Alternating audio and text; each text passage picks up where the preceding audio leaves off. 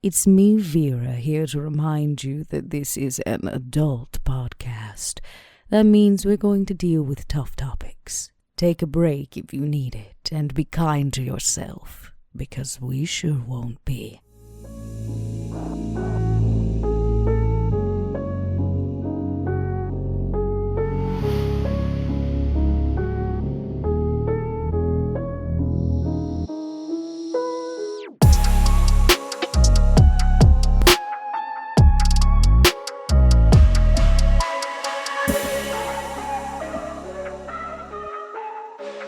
Hello, everybody, and welcome back to Stitch of Fate, a Vampire the Masquerade 5th edition podcast. As always, I am your storyteller, Mike Martin, joined by my four wonderful players, Dot, Mark, Bub, and Josh. Hello, hello, hello, and hello. Hello. How's everybody doing? I hope you've enjoyed the wait since the last, since the cliffhanger that I put forth for you. 7 days. I'm excited to see what happens immediately following that. But before we do that, hey, Patreon. First, thank you, obviously, for all the support. And if you want to directly support the show, get a bunch of little goodies, get some colored names on Discord, head over to patreon.com/podbynight, and you can directly support the show and help us push forward to the next goal of 4 new one-shots with our wonderful characters. On top of that, if you're already part of the Patreon, we need your addresses for, is it all tiers, Dot, or just certain tiers? All tiers. Okay. Surprise for all tiers. All tiers. If you need, or if you want something mailed to you, go make sure that your addresses are up to date so that you get a cool, neat little thing coming your way that I won't spoil right now. I don't know if it's already been spoiled elsewhere on the internet, but if not, don't go spoil it for yourself. Keep it a surprise.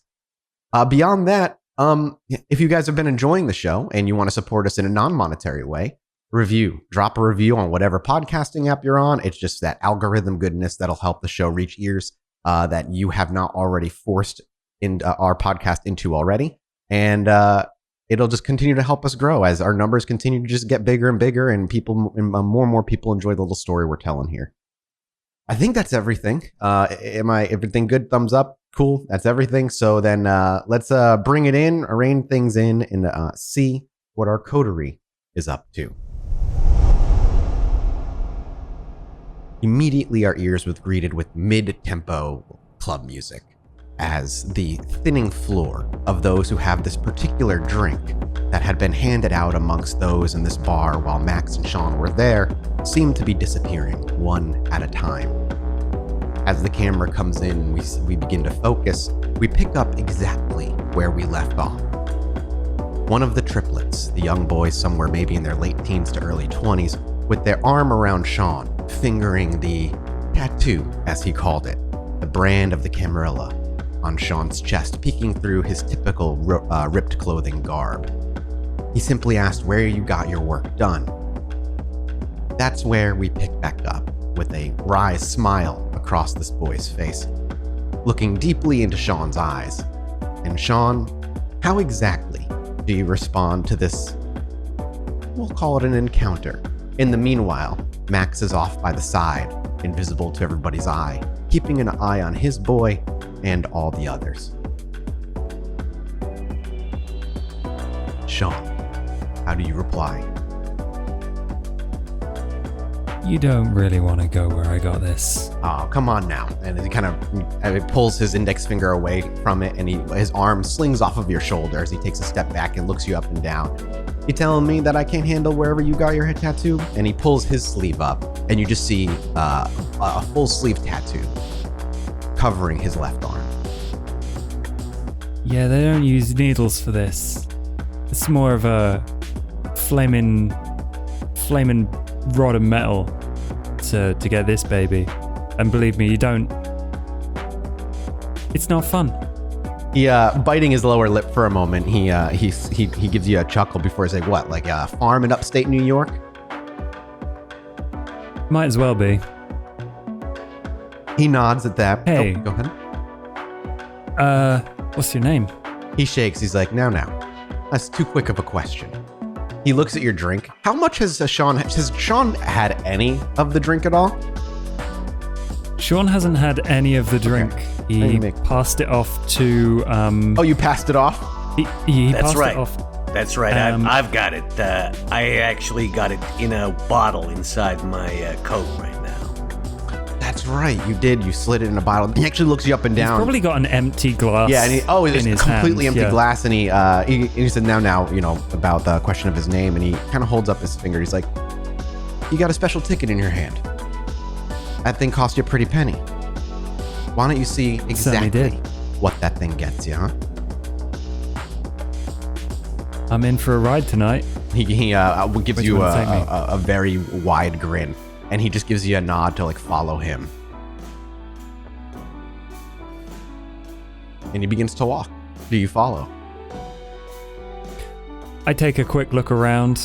I know I can't see Max. I just go. Okay, so Sean, quickly looking over his shoulder both ways, takes kind of a quick deep breath and begins to follow. And as you move through the crowd, those in front of this man quickly part ways and make their way. Some of them seem to recognize him, smiling, waving, trying to get his attention, but he completely ignores them. Everybody who tries to maybe hand him a drink or pull him for a dance is quickly brushed off by the side. A pleasant word here, a hand on the face there. Everybody kind of gets a random treatment as long as they are able to move out of his way. You're brought to the back of the club, but not to the door that you saw Max or Sean, the one where you followed Stinky into. There's a door further to the corner over to the left that leads to a stairwell that leads upward. It's and as you begin to walk up the stairs, there's other people in this hall. There's security guards, you would imagine, plain clothes, just standing on the inside. As the door swings open and closed behind you, the club music kind of muffles, and you are slowly brought up the stairs to the second floor. Following that, yep. I think it goes without saying I'm sticking to the kid like glue. Sure, absolutely. I imagine unless there's something preventing Max getting through the door, Max is going to be in tow. Yeah, just a little the old me and my shadow routine, Of course. Yeah. As the second floor comes, it also goes, and you are brought up the next flight of stairs. The quiet concrete halls and the music growing dimmer until eventually you do get to the third floor. There is a security guard standing in front of the door. There's a brief set of words before he steps to the side. Sean is let in first. I will need for Max, if he's going to try and slip in here, this is going to be kind of difficult as a single door with the security guard in front. A dex stealth check, please. As you are invisible, but you will still have to try and sneak in before he steps in front of the door, because once he blocks the door, Obfuscate has an issue working because there's nowhere for the security guard to go. Sure thing. Let's see here. Dex stealth. All right. Wow, what a roll. Through? 4, 5, 6. With 6 successes, as the door swings open, Max, you realize there's not going to be a lot of time for you here to slide through. So even before Sean has a chance to even get through, you step in front, and as this door cracks open, the door actually would swings open slightly faster than it normally would as Max kind of presses his body through and slides through the door before Sean moves in. Nobody notices, obviously, as Max is able to slip through very quietly and quickly, followed by Sean, and then by the one of the triplets thereafter. As the door shuts, you realize where you are, Max and Sean. You're in what would be considered the VIP section of this club. It's a large area with couches and some tables and a bunch of other public, rather common people just mingling about, sipping drinks here and there. Can I get a wits awareness from both of you? Sure. Sean. Oh, my poor boy. Max, as you are looking around and scanning the room, not too worried about Sean now that you know where he is and you're rather close, and your eyes are just kind of scanning through the crowd. Eventually, your eyes lock through the thick of the crowd over to the right-hand side, leaning up against the rail, looking down into the club with a drink in hand, having a casual conversation with 2 others nearby, one on the left and one on the right, is a scruffy-looking man that you haven't seen in a few nights. One that was on the streets and disappeared with Mia in tow. Larson. Sean doesn't notice this. As you're brought in, he's too far in the thick of the crowd. And the casual conversation between you and this man ends up falling silent at this point. You stand. He kind of just looks around as well before he says, this way. And he kind of nods. He brings you through the crowd. And as he does and it begins to part, there stands Larson before you. You didn't see him before, but now he's about a foot. He's having a conversation, but as he turns and he catches your eye, there's a double take. He's surprised for a moment, and then quietly ushers away one of the two people that he was having a conversation with. One of the triplet brings him over and places a hand on the back of Larson, and he says, "This one had a drink," and he kind of nods his head, and Larson just simply puts his hand up and shakes his, "You can go." He walks away, and Larson actually just motions for you to lean up on the railing. Sean just kind of stands there in front of him. He doesn't move. He certainly doesn't lean up on the railing. I'm gonna get into advantageous position, somewhere behind Larson. Sure, you are somewhere nearby Larson. To keep in mind, however, there are many people around, mortals and perhaps others alike. Larson looks back to Sean and, again, lazily holding a drink in hand, seeing that he's not going to move, and he's like, "I understand your trepidation, kid. But you got questions, and, well, nothing's going to happen to you or me here, so how the hell did you get in here in the first place?" Oh, well, I learned it from you. He just stares at you through kind of just looking through his eye, not fully turning his head. So, I got the drink. What's so special going on back here?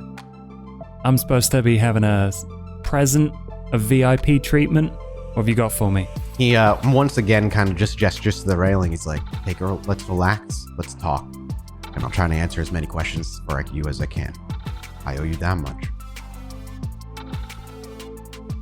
Oh, you owe me a hell of a lot more than that. Well, let's see if I can't make good on that, huh?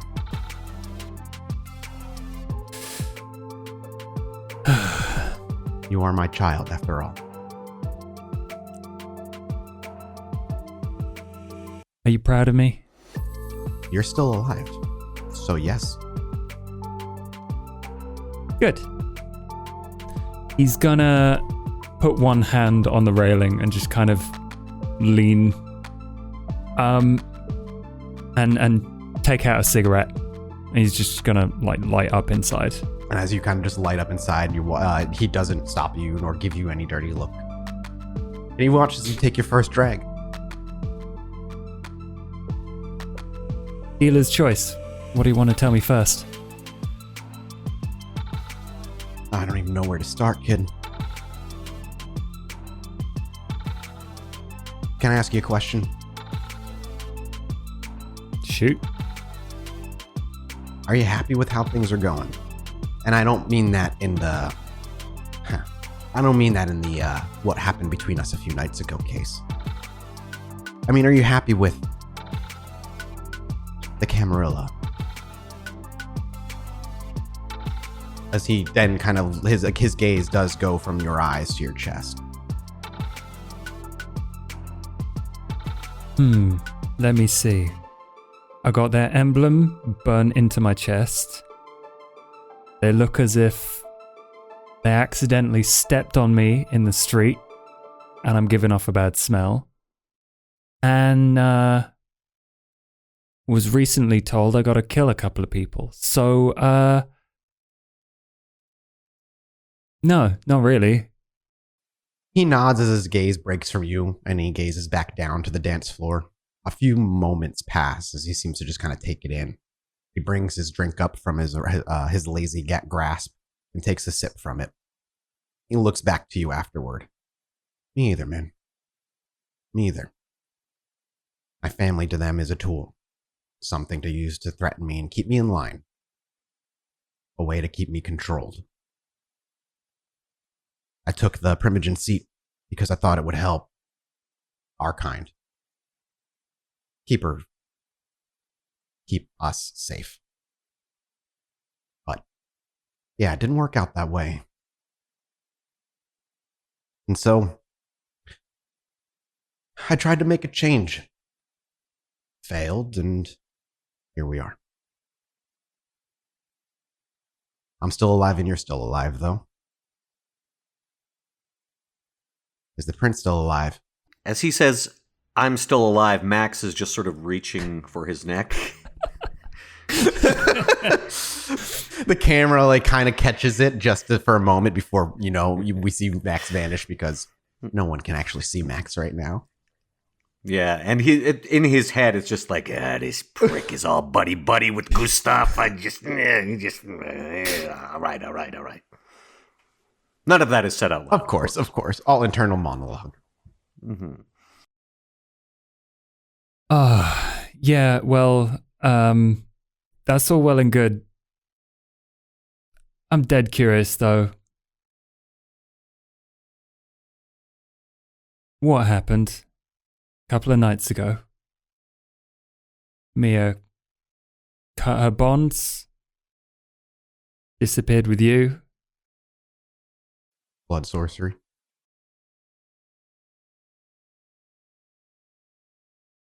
Thanks. I don't know what you want me to tell you. I couldn't even half explain what she was trying to do. I can tell you that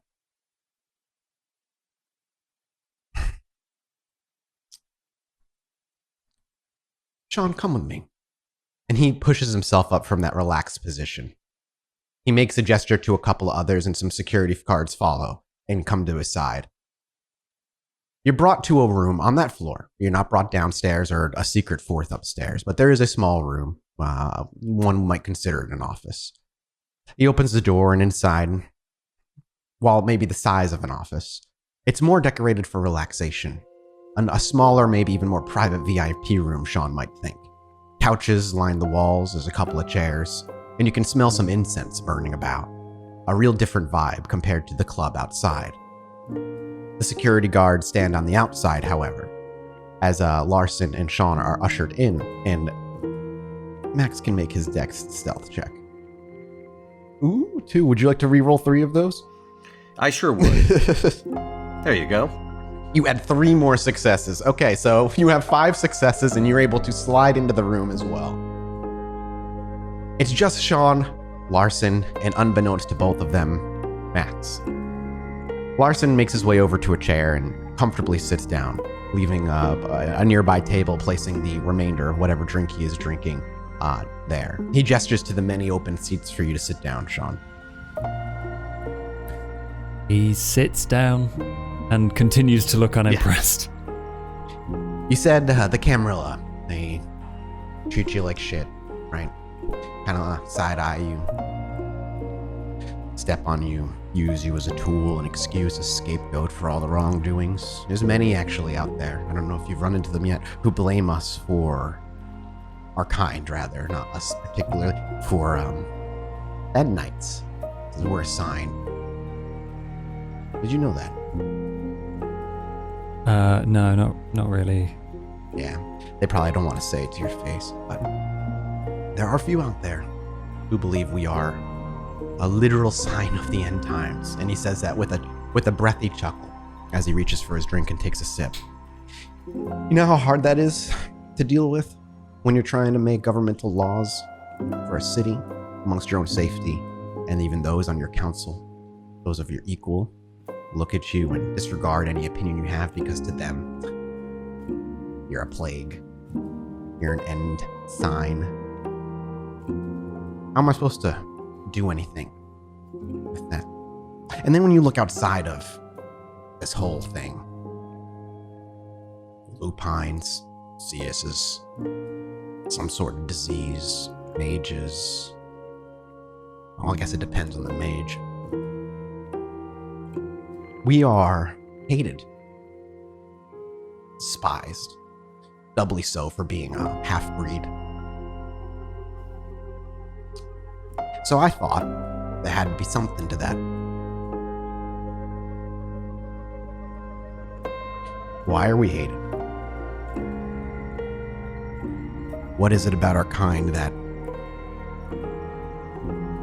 scares everybody? What if the others are right? Not the other of our kind. What if the wolves are right? He like, when he started listing other supernatural things, like Sean's attention wavered for a bit. And he like takes a long drag and like basically just the ash falls in his lap as he's like zoning out. And he's like, sorry, what are they saying? Clearly disappointed by your lack of attention and clearly needing some way to keep you more interested. He just looks you to the eye. What if we serve a higher purpose than those that we were fed? What if we're more than Canaanites? I feel a hard sell coming on. What you got? Do you believe in God, Sean?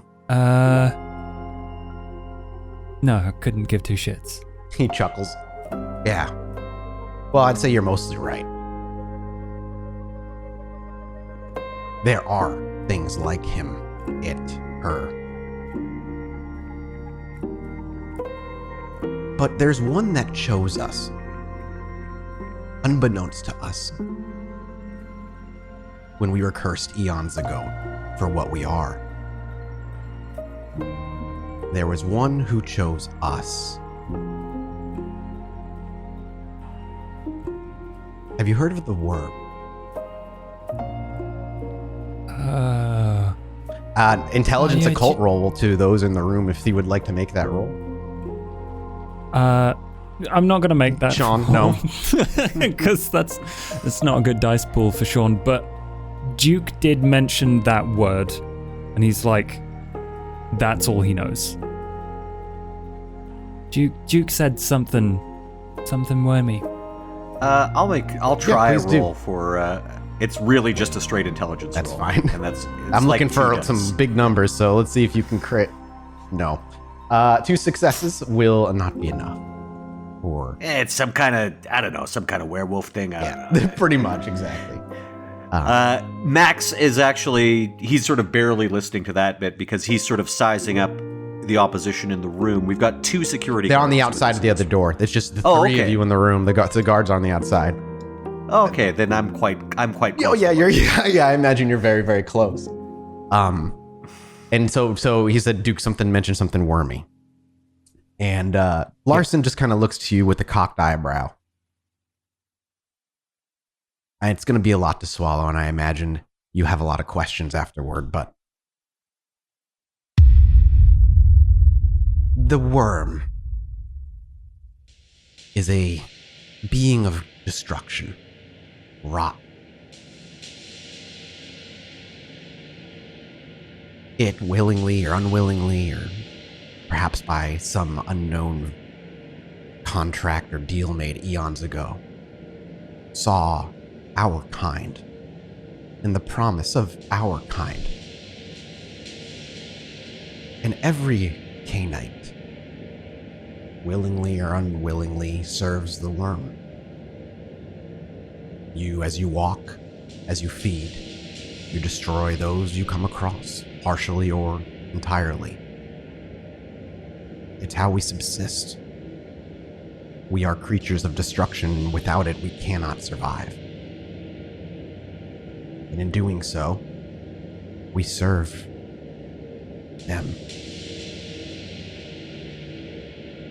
And so when I learned about this, after some years of thought and research, if we are servants to this being, willing or unwilling, why pretend otherwise? Why not serve it entirely? As you hear, there's a knock at the door. The door cracks open for a moment, and one of the guards peeks in. The others are here. Larson kind of looks up and just nods, scoops his drink up, and looks to you, Sean. I apologize. I don't want to be your enemy, Sean. Just think about what I said. I'm sure we'll cross paths again. And he stands up with the drink. As the door opens, you can hear the people chattering as one of the guards peers in. Does Sean say anything? Hold up. Larson stops, but looks back. How do we serve this worm? He smiles at you again, but for the first time, you think it's genuine. It looks genuine. He says to you, hold on to that thought. Another time.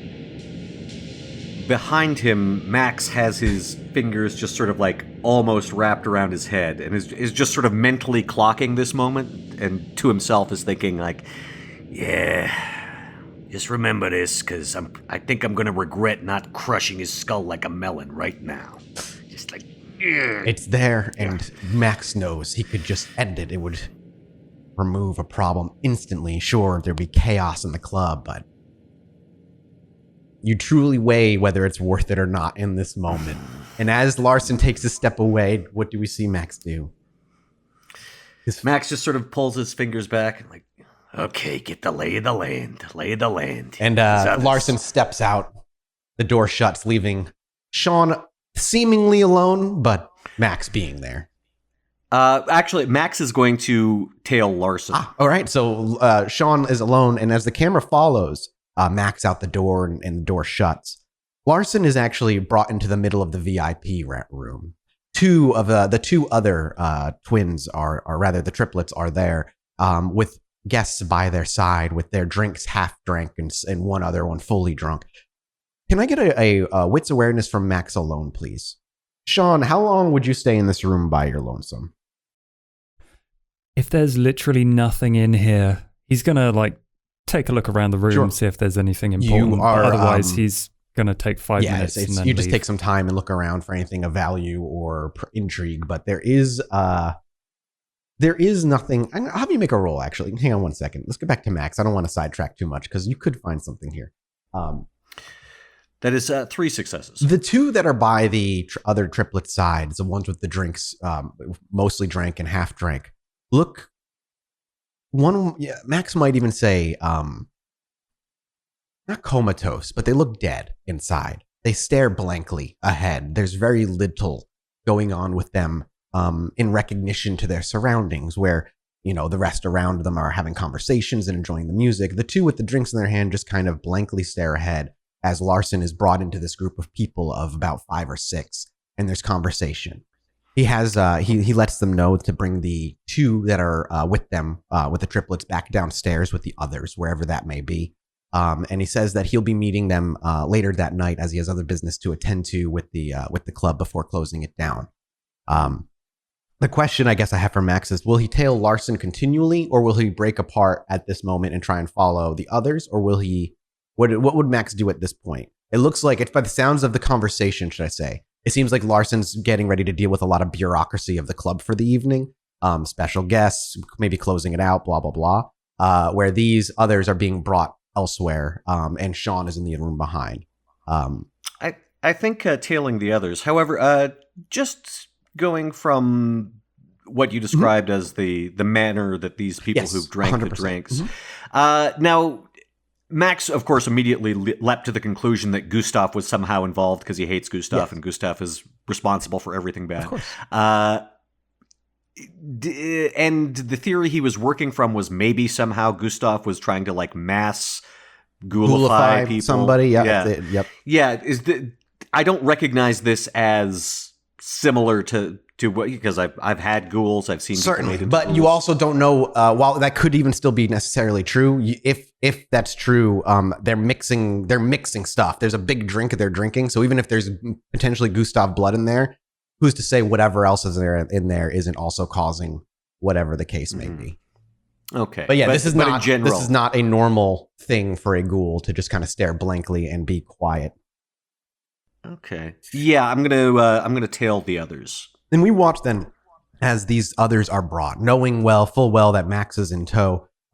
Max, you won't need to make a dex stealth check at this point because there's no more super private rooms that they're ending up being brought to. These other two are brought to the second floor. Down here, there's a few different kind of private rooms that you can either kind of rent out basically for a small party, bachelorette, bachelor, whatever you want to call it. And in one of these rooms, these are brought in. these two people are brought in. And as Max follows them in, and the music gets more muted on the outside again as the door shuts, and the two triplets leave them there and walk away. Max, what you see is a room of these people.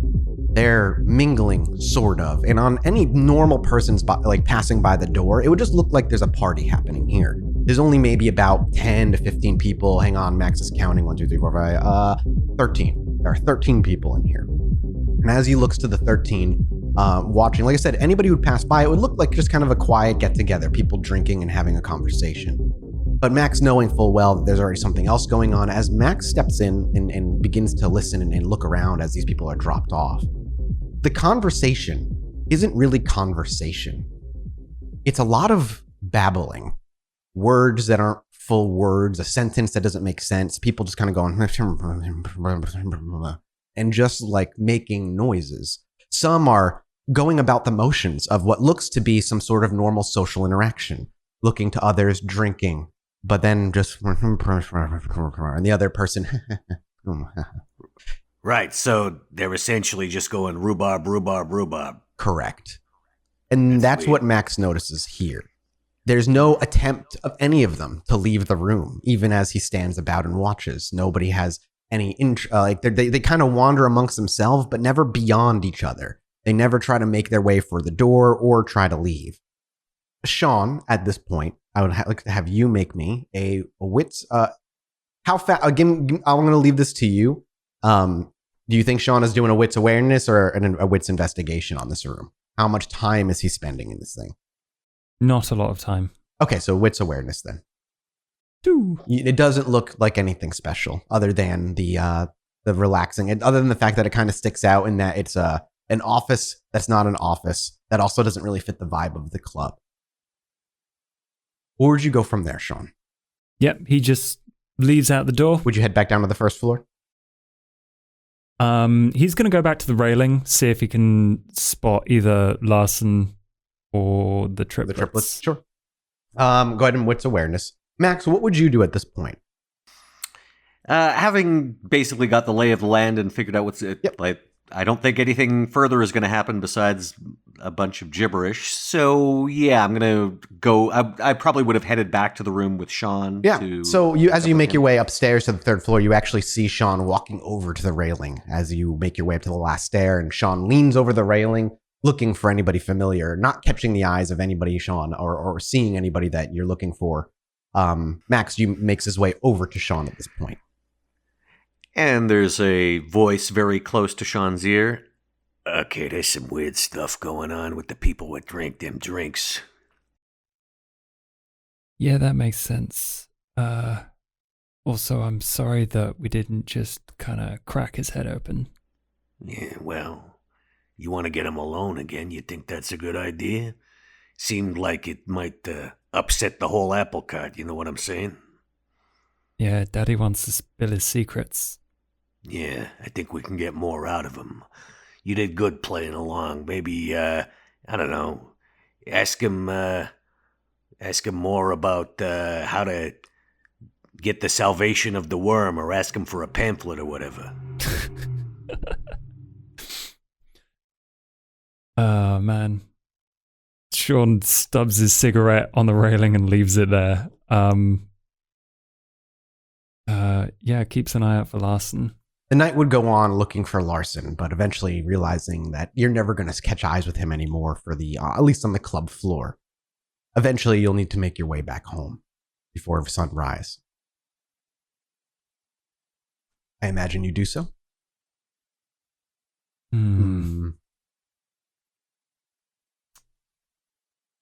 Sean doesn't have to go home before sunrise. That's true. Yeah, listen, kid, I'm about to turn into a very sunburnt pumpkin, so I'm gonna head home. You think it's safe for me to just hang out here? I do not. Might stay here anyway.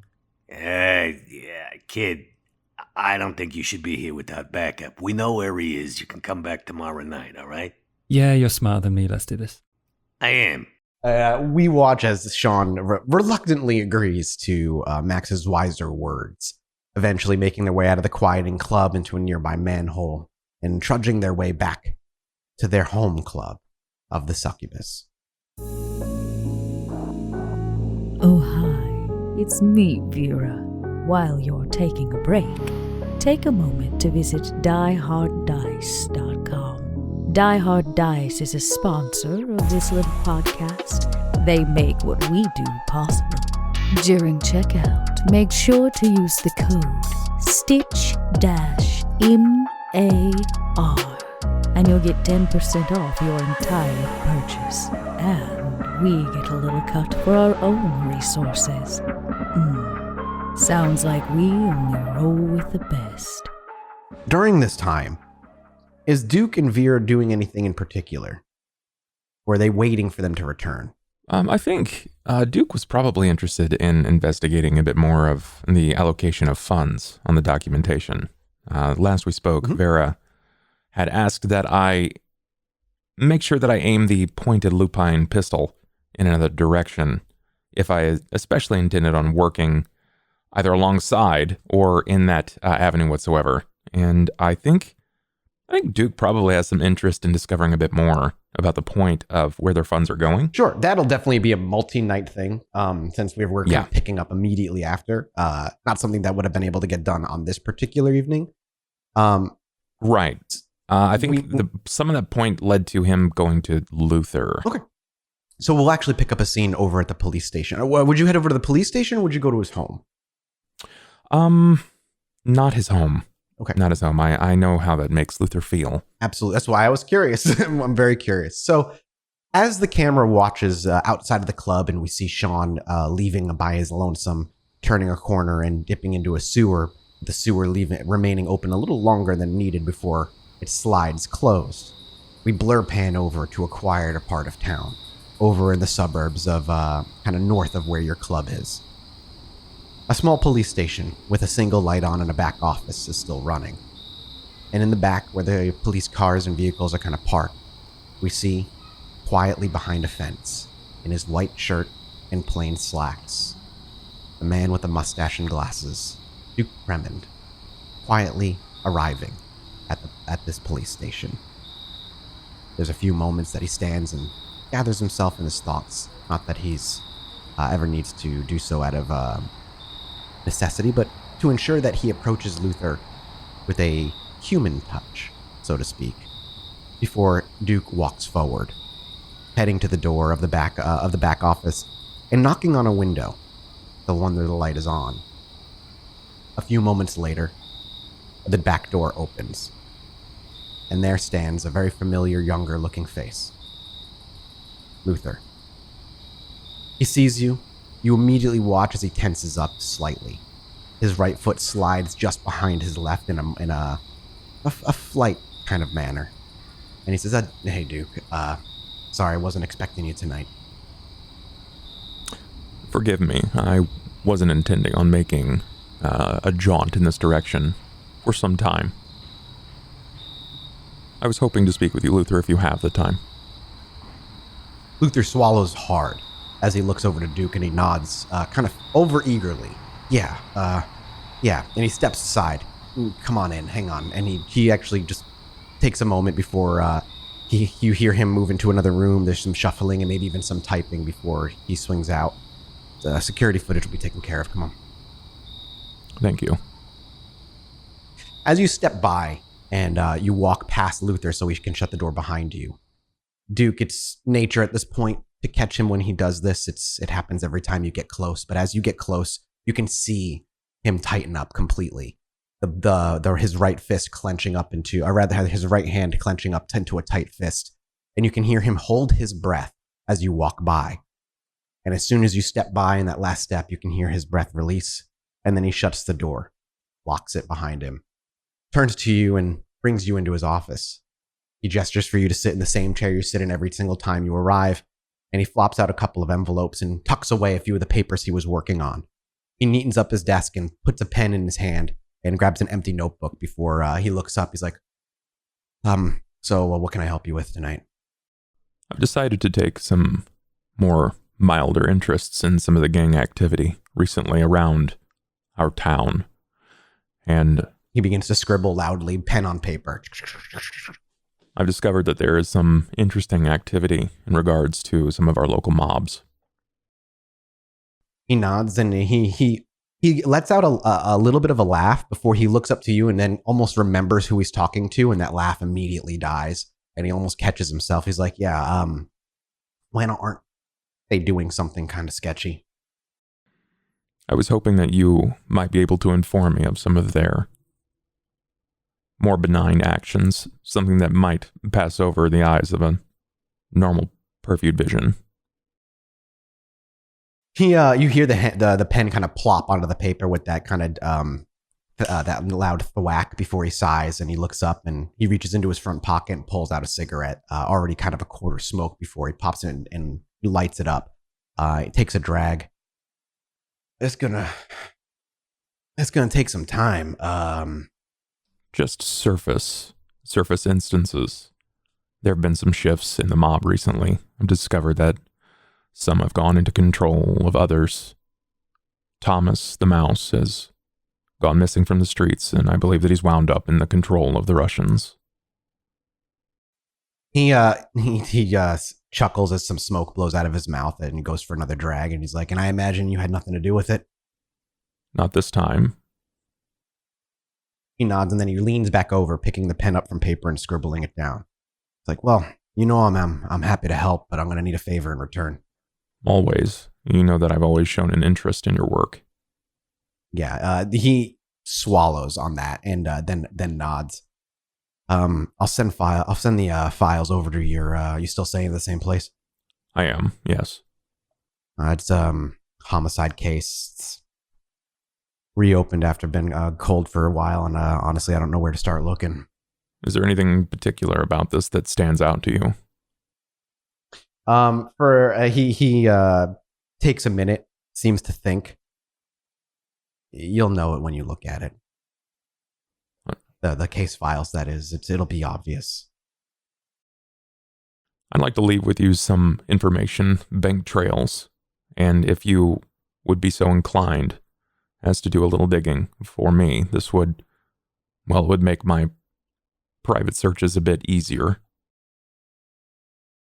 He looks up to you and kind of gestures for the papers. I'll provide him a copy of the documentation.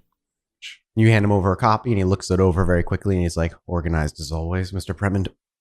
Thank you. I guess I'm a creature of habit.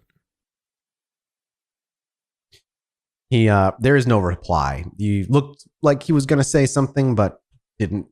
And, something bothering you, Luther? That one isn't there in New York, you know? It's true. The streets do run wild these days. The case. It's one of my dad's old cases. How is your father doing these days?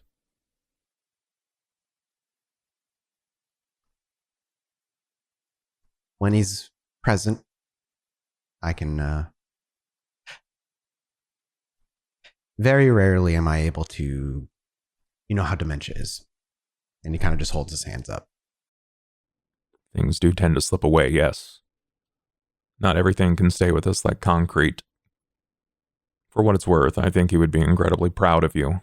I'm sure that you've heard this before. You are, after all, a chip off the block. There is any pretense of comfort dissipates with that last line, and you're not sure if Duke would even know why. However, as he looks over and he's like, "Yeah, it was good to see you, Mr. Bremen. I appreciate the help, and I'll do what I can for you. If any more cases come to light, I would be happy to take a look. You know that puzzles interest me." Yeah, of course. I gotta get back to work. And he just kind of starts pulling the papers that he put off to the side while you arrive back on the desk. Taking the notes that he had, rips a paper out of it and folds it up a few times before sticking it in his front pocket right behind the box of cigarettes. And begins to kind of busy himself with work and immediately pretending like you're no longer there. Upon my exit, I'll ask again, just to reassess. And again, the footage will be scrubbed, correct? He gives you a nod, promise. I would lose my job too. Much appreciated. Luther, you have a good evening.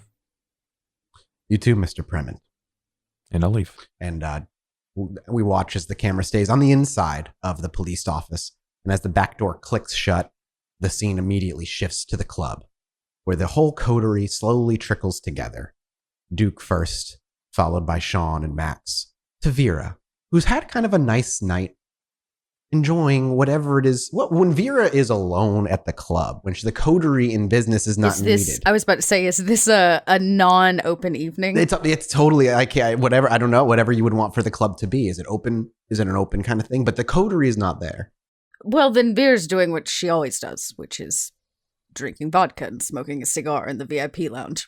Then watching that's where these you mortals have spent your night. And you've got to enjoy an entire evening of barely any business, barring the beginning of it. And then when Duke left and you got to enjoy yourself, a few hours of just enjoying mortals entertaining you as you enjoy a cigar.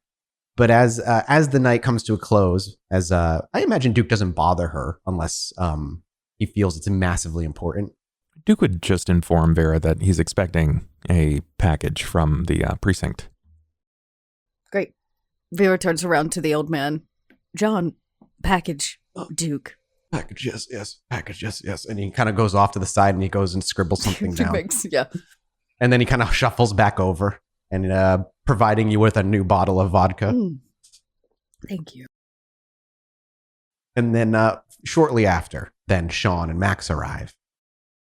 So as Vera's in her VIP room, after Duke had stepped up to let her know that he had arrived, only moments later do Sean and Max also return, disrupting the relaxing evening that Vera thought she might have a few hours left of. Eventually, I imagine you'd all find yourselves down in the blood room to talk business. Are we going to do this in front of That's true. Actually, that's our true. new art installation? Where would you like to have this conversation? Oh. I think Duke would probably extend the offer for his private room. It is rather clean, fairly, honestly, probably surgical. So it's always open and available.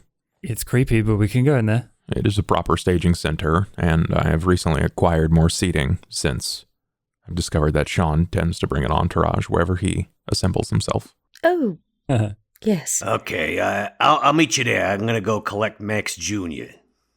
Very well. Max slinks away, and the rest of the coterie sort of separate, maybe barring Vera for a moment. I will follow for now. Noticing that there was something lingering with Vera, I think Duke would probably wait at the top of the steps. Wouldn't be long before Vera strides over. Vera, Well, we can't have the meeting in the hallway. you're not wrong, but I've sensed some apprehension. A simple misinterpretation, Duke. Very well. This way, then. And he leads. Max will appear with Max Jr. perched on his shoulder.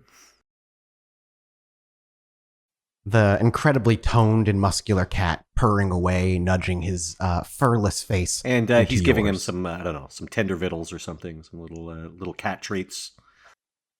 And he's lapping it up, and he's got that whole like purr as he chews at the same time happening. What about Sean? When does he just arrive as yeah, he's going to be it? on his phone, clearly texting someone as he just kind of wanders in and sits down in a corner. As Vera approaches the room then, seeing Max go in, Sean head in, Duke goes in then. As you approach the doorframe, Vera, memories obviously flood back. You can't help yourself, I imagine. What thoughts are going through Vera's mind as she approaches the doorway to Duke's little private room? I imagine she has to take a beat before she can actually cross the threshold, like into the dressing room, and maybe she runs a fingernail down the door where a sign used to be that said dressing room, ballerinas.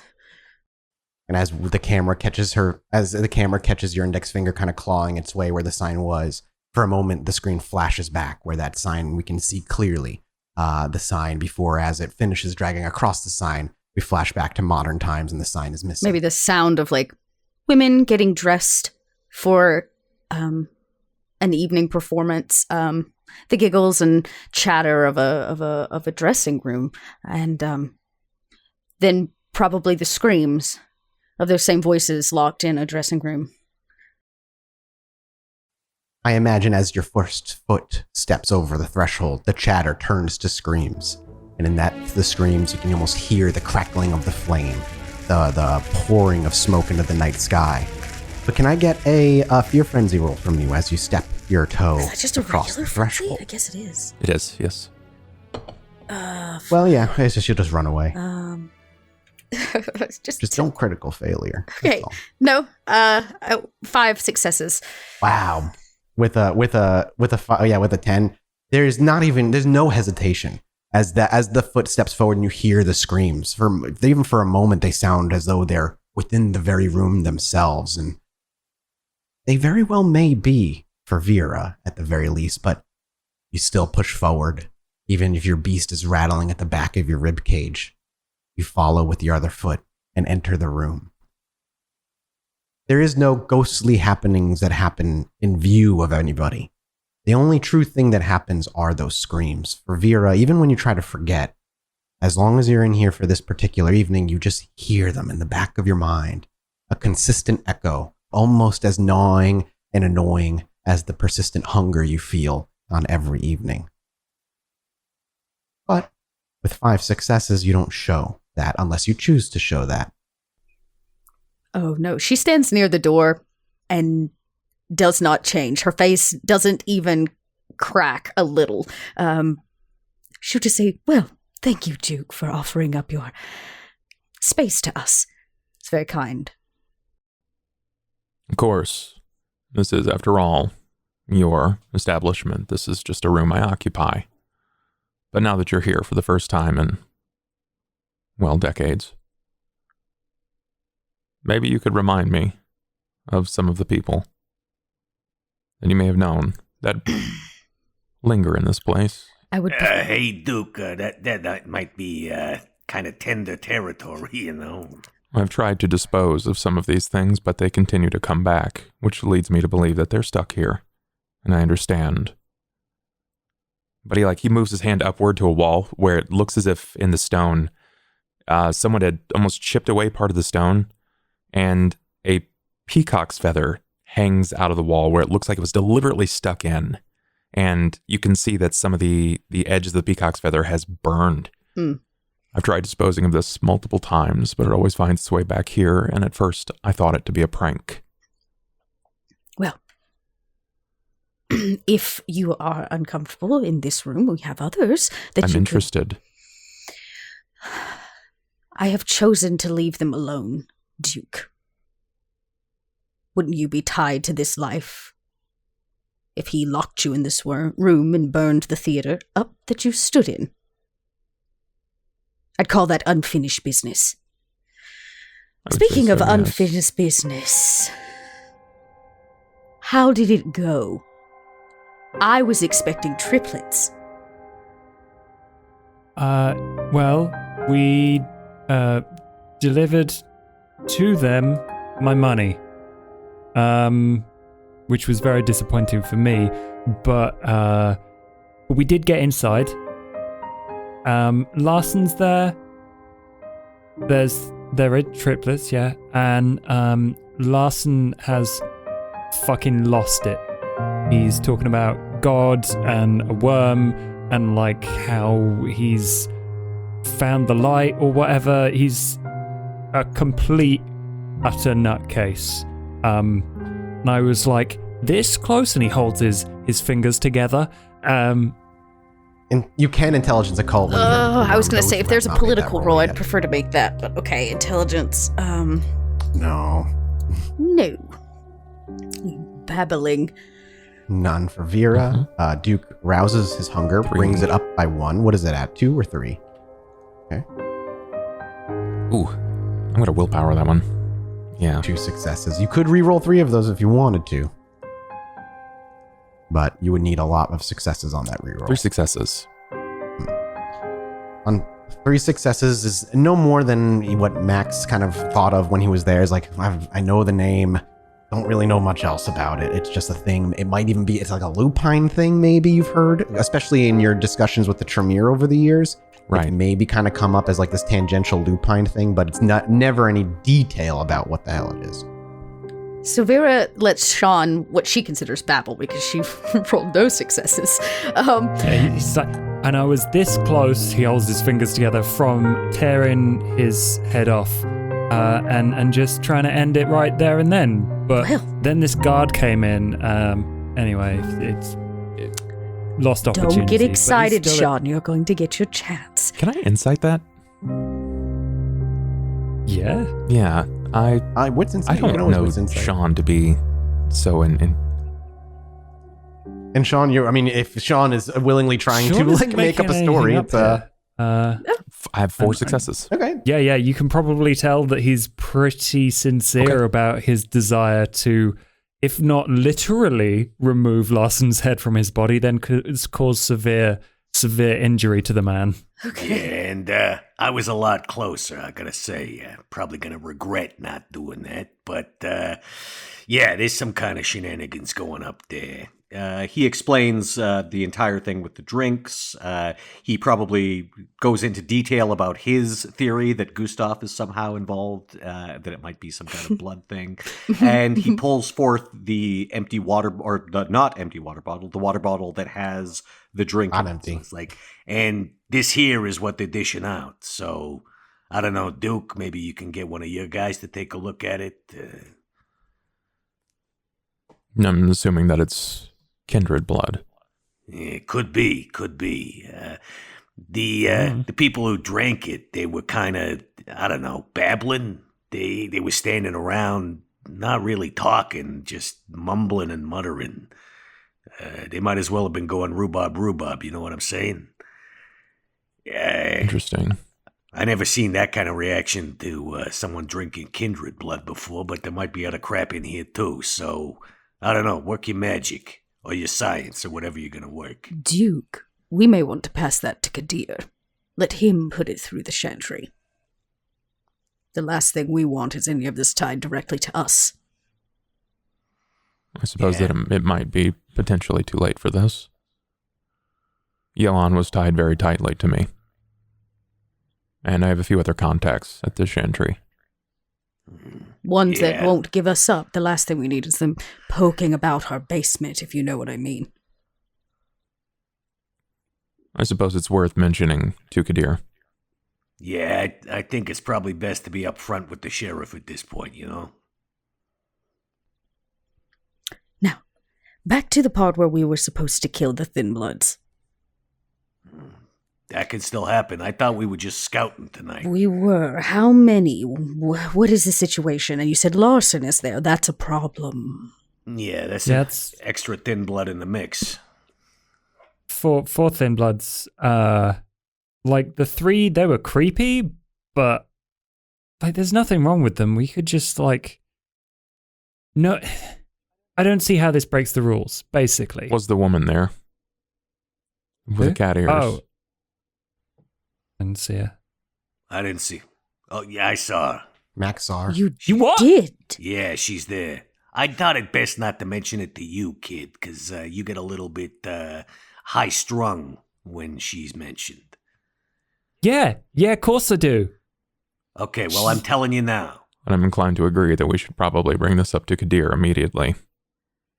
You would think that he would. We have to tell Kadir everything. He's a prick. He's efficient.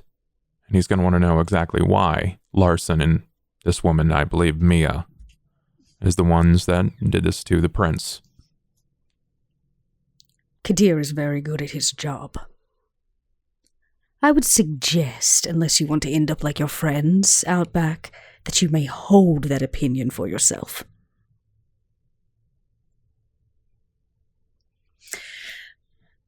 Okay. We need to fill Kadir in on a few things. Imagine he's busy, but we haven't upheld our end of the bargain yet. Does he have a way we get in contact with him, Mathas? He said he'd be back after like a week or something. I can't remember exactly the days I said, but I think he said he was going to be back in a few nights. He checks in on the prince every so often. Let's hope when he returns in about a week's time, we have something to show for it. Who wants to go clubbing? On that wry smile and excellent question, the camera will pull back, fade out, and we'll pick up next week. Thanks for listening.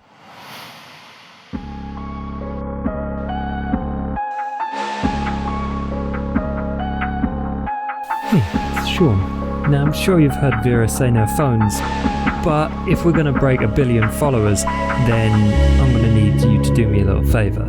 If you could hop onto Twitter and follow us at Pod by Night, that would be mint, and a 5-star review on iTunes ain't going to hurt either. And maybe I'll share some of them spicy DMs with you. Cheers, mate.